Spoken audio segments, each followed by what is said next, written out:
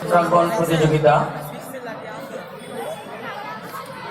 চিত্রাঙ্কন প্রতিযোগিতাটি আমরা কয়েকটি বিভাগে আমরা বিভক্ত করেছি। আমরা শিশু গ্রুপ করেছি, যারা জাতীয় পতাকা চিত্রাঙ্কন করছে।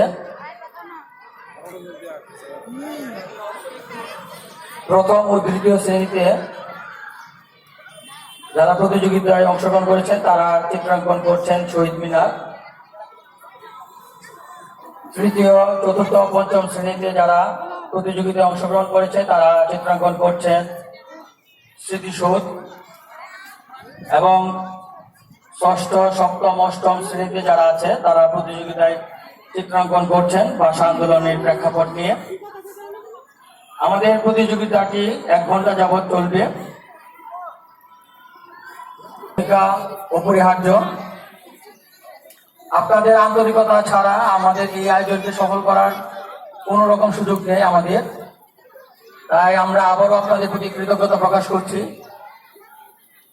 সেই সাথে আপনারা সুন্দর একটি আয়োজনকে আমরা সফলভাবে সম্পন্ন করতে গেলে যে সহযোগিতাটা প্রয়োজন, যেমন আপনারা চুপচাপ বসে থেকে শিক্ষার্থীদের চিত্রাঙ্কন করার সুযোগ করে দিচ্ছেন, এজন্য আপনাদের প্রতি ধন্যবাদ।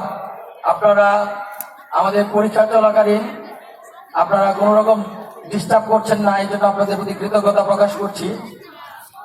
আমরা আশা করি আমাদের এই যে সময়টা থাকবে পুরো সময় আপনারা সেই সহযোগিতাটা আমাদের করে যাবেন।